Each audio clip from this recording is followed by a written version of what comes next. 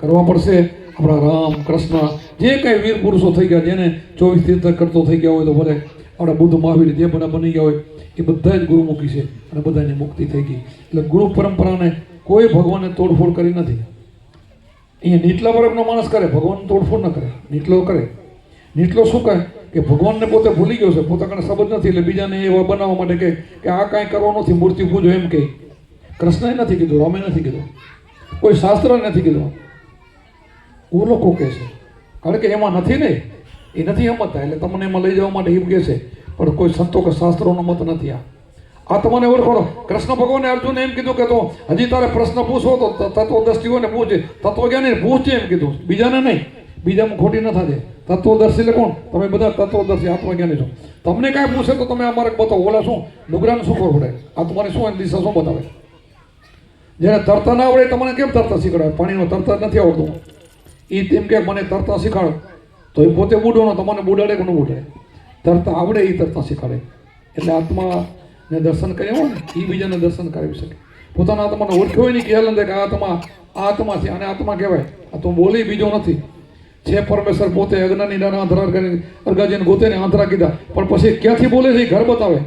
પરા પશ્ચંતી મધ્યમ 4 વાણીથી પર છે, 52 થી 12 છે. તારી અંદર આ જગ્યાએ છે. ગગન મંડળના ગોખમાં નરસુતો નિરાધાર, 3 પુરુષોની સેવા કરે રામ કબીર રણુકાર. આવા પુરુષો તેની સેવા કરે છે એવો છે રામ. અહીંયા ગગન મંડળના ગોખમાં જા, સુતાને શબ્દ શૂન્યમાં સમાઈ જાય, બે એમ ઓતપ્રોત થઈ જાય ને ત્યાં પ્રાગટ્ય થાય એનું. અને પ્રાગટ્ય થાય ને ત્યાં એના દર્શન થાય. પછી ઘડી ઘડી પલ પલ દર્શન થાય. એના માટે ધ્યાન જ કરવું પડે. ધ્યાન સિવાય વાતાથી આ ના કામ થાય. વાતથી કોઈને ભગવાન હજી મળ્યો નથી. આટલો બધો નુગ્રમણ આમાં બેઠા હોય, સત્સંગ રાત બધી સાંભળે તો ભગવાન ન મળે, ગુરુમુખીને મળે. 3 મહિનાની 7 થી ભજન કરે તો એના કર્મ બધા કપાઈ જાય. કેટલું ભજનની તાકાત હશે? બધું જ કર્મ કપાઈ જાય. જેટલા કર્મ જન્મો જન્મના ઢગલાબંધ કર્મ હોય ને એ બધા કપાઈ જાય. આ સંતો કહે છે, સંતોનો મત છે. બધા કર્મ કાપવા માટે આપણે અહીંયા મળીએ છીએ. કર્મ જ બાકી ન રહે પછી તમારે ભોગવાનું શું રહે? કંઈ નહીં. પછી તમે ભજન કરો તો તમારી મૂડી કેટલી થાય? આ અજંપા જાપ છે ને એ મૂડી છે તમારી. પછી તમને કહો બેટા તારું સારું થઈ જાય તો થઈ જાય. અને લગભગ તમે બોલો એ થઈ જાય એમ. અરે હું વધારે નથી બોલતો પણ અમારા સંતો તો ચપટી ધૂળ દે તો મટાડી દે એવા સંતો થઈ ગયા છે. અમારા ભૂટકિયાની અંદર જ્ઞાનગરજી બાપુ હતા. ભુજના મહારાવશ્રી દર્શન કરવા હતા તો તે પહેલાં એને પરચો દીધો. તો બધા બેઠા હતા ને પોતાના તાવ આવ્યો તો બધાને કે બાપુ તમને તાવ? તો અહીં મળવા તમને આવે છે. તો કે અમારો કોટ છે ને ખીલી ટીંગાડી દો. કોટમાં તાવ મૂકી દીધો. ઓલો ફરવાય ને તો તાવ નહીં, બધું વાતો કરી રહ્યા. બાપુ તાવ? તો કહો હવે દેવો અમારો કોટ પહેરેલો પાછો તાવ આવી ગયો. સંતો આપણે અહીંયા બેઠા છે હજી પણ હોય પાછા આટલી બધી ક્રિયાવાળા, પણ છતાંય ક્રિયા નથી કરતા. આ નથી કરતા, ભજન જ કે હાજુ મધું થાય ને તો ડૉક્ટરે મૂકે કે ડૉક્ટરે જાય એમ કે. કારણ સંતો નકે શું છે એના કારણે લાઈન થાય, પછી એમાં લાઈન લાગે, ભક્તિ તો ખોવાઈ જાય. અત્યારે જગતમાં ભક્તિની કોઈને જરૂર નથી. પ્રલોભન ચડી જાય ને તો ખોટું તમે કરવા માંડ્યો, લાઈન લાગે સવારથી. આમ લાઈન તમે આમ લાખો માણસ ભેગા થાય, પણ સંતો આવું નથી કરતા. સંતો તો પોતાના શિષ્યોને આશીર્વાદ આપે અને માર્ગ બતાવે કે ભાઈ આ તો કર, આ કર, ના કરે તારો ઉદ્ધાર થઈ જશે. આપણું આશ્રમ અત્યારે મોડો આશ્રમ આપણું એવું છે. અત્યારે જે આવે છે ને પાવન થઈ જાય. જે પૂનમ ભરવા આવે છે, પૂનમ સત્સંગ સાંભળી જાય ને એ નુગ્રમણ આવી જાય કે અમને બાપુ શાંતિ થાય. અરે અમુક તો કંઈક અમારા બાપુ રોગ મટી ગયા. તો અમે કંઈ કે અમે નથી જાણતા. જો કહી તો વળી બીજી ગુરુ લાઈન લાગે, પછી શું કરું? પછી તો મોગલધામ જેવું થઈ જાય. ભક્તિ તો જાય. હું ક્યાં ભક્તિવાળા નથી આવતો કોઈ.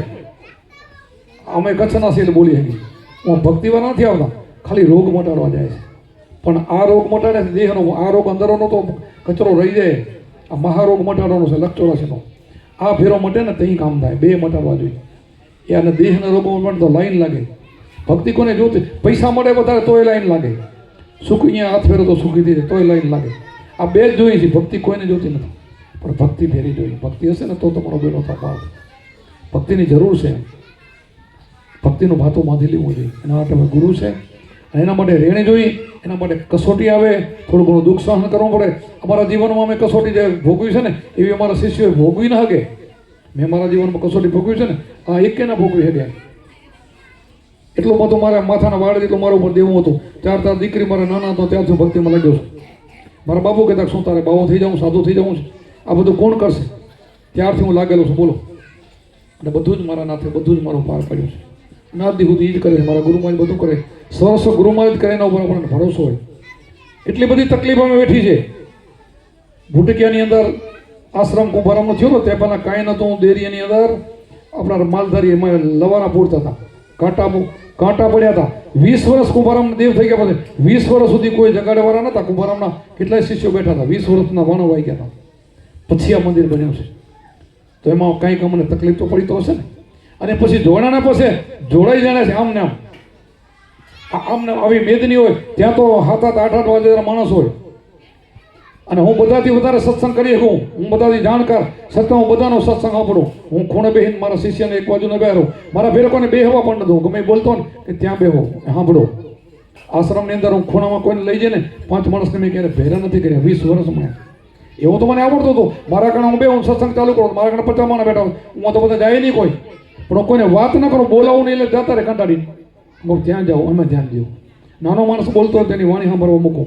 આશ્રમ બગડી જાય આટલી તો મેં કાળજી રાખેલ છે. હું ત્યાં સૂતો હોઉં ને, હું થાકેલો હું 3-3 દિન ઉજાગરા હોય અને મારું ગાડલામાં તો કોઈક સૂતો હોય ને હું બહાર જાઉં કોઈક હુઈ જાય ને તો હું એમ ના કહું કે આ ગાડલું મારું હતું, તું કેમ સૂતો છે. હું નીચો સૂતો, હું નીચો બેઠો. આવા તો દિવસો 1 વર્ષ નહીં 20 વર્ષ કાઢ્યા છે. 1-2 વર્ષની વાત નથી કરું. અને હામો બધો બેઠો હું, નીચો બેઠો હું. આવી બધી સેવા કરેલી છે. તો એ બધા તમે હવે હામે અહીંયા કરો છો. તો અમે એનો આ લોકોને શીખડાવ્યું છોકરાએ પોતરાએ. હું ના કરાવું તો પહેલાં મેં કહેતી 20 વર્ષ સુધી હમી નથી કર્યા કોઈના. આ મને આવું કોઈ શોખે નહોતો પહેલાં.